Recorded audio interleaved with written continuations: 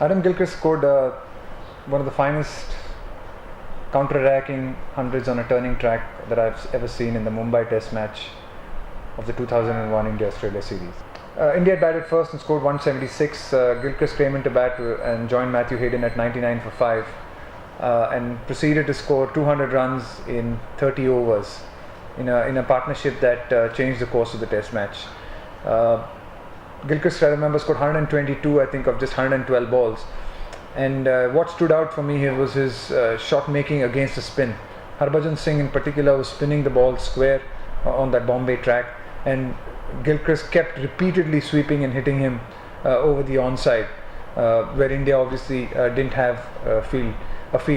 You generally want to tempt the batsman to hit the most riskiest shots on a turning track or on any wicket for that matter, and Gilchrist continued to do that for 112 balls and ended up with 100 runs. It was a fascinating innings, and I remember in particular he changed the course of the Test match.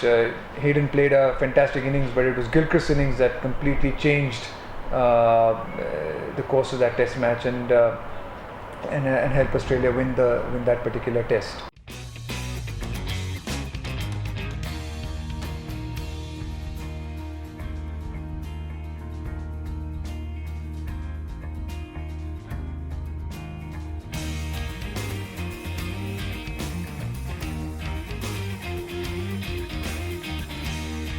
The innings was a typical example of what someone like Adam Gilchrist patented, I think, in his career, an ability to come in at number 7, and just when you think you've got control of a Test match like we thought we had in Bombay, play an innings that completely takes it away from you.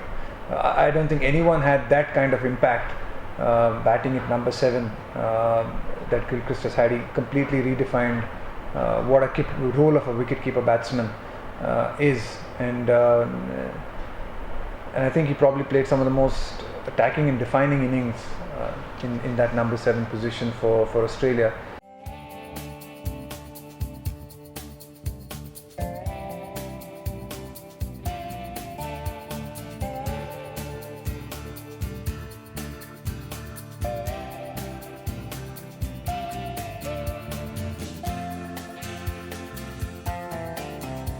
He just kept hitting shots. I mean, he's someone who, when he gets going, he doesn't stop. I mean, sometimes you can stop and think and think, look, I should play a little bit cautiously here, or I should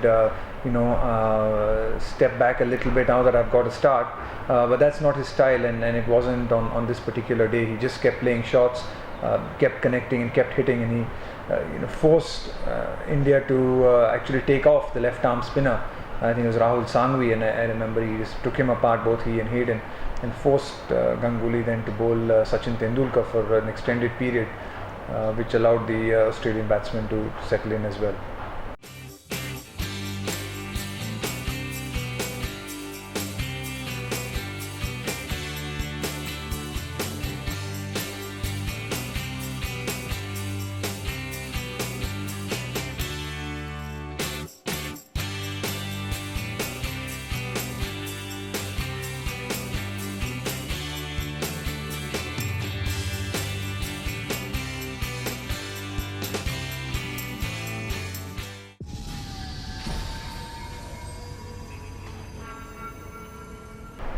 Probably one of the most famous Indian innings has been Laxman's 281 against Australia in Calcutta. I spent a large part of that innings having the best seat in the house, watching it at the non-striker's end. Laxman, after following on, Laxman had batted particularly well in the first innings as well, and he was promoted to number 3. Proceeded to play, I think, an amazing innings. It was great for its shot making, for its timing, for his just control of so many shots against a really good bowling attack.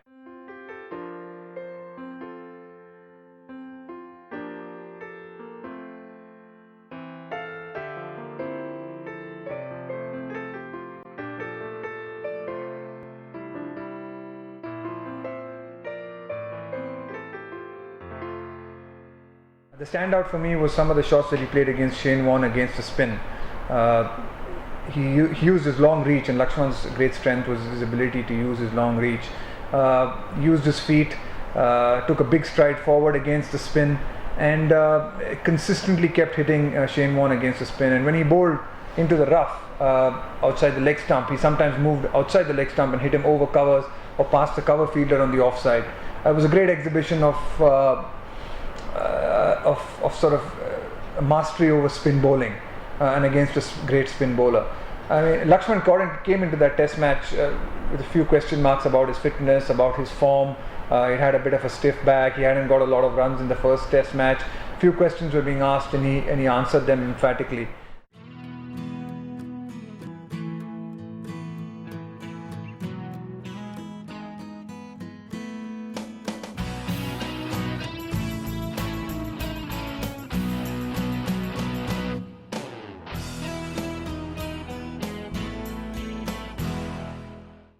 Extremely relaxed at the crease. You're batting with Laxman. It almost felt like a sense of serenity and calm about him.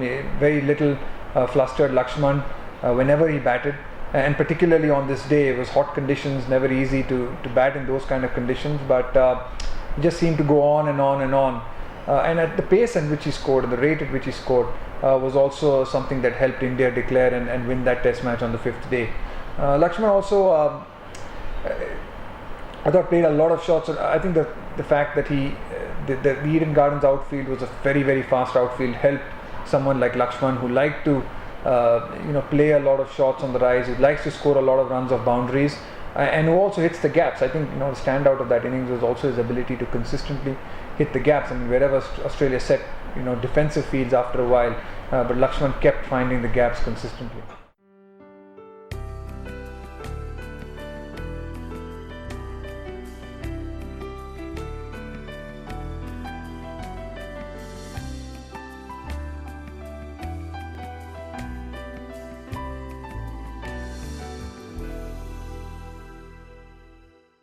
When we started batting on the 4th day, I don't think either me or Laxman ever thought of winning the test match, let alone actually even saving it. I think was a possibility, but even that was a far-fetched one. But I think it was only probably around tea time on that day, when we were still batting together, that I remember walking off and thinking, well, look, there's a possibility if we bat through till the end of the day, we could maybe save this test match, and who knows, with a little bit of luck, with the track turning, we could actually maybe even go on to win the test match. So it's never easy to keep the sort of concentration going, especially once you know that you're in with a chance to actually be in a position to win a test match, especially after having batted for such a long period of time. But I think Laxman sort of just kept that going. He was there the next day, got us a few quick runs on the next day before he finally got out for 281. It was the highest score by an Indian at that point of time, overtaking Sunil Gavaskar's 236, which had stood for such a long time. And I think the fact that Laxman did it, I think, meant a lot to him and meant a lot to the team, I think.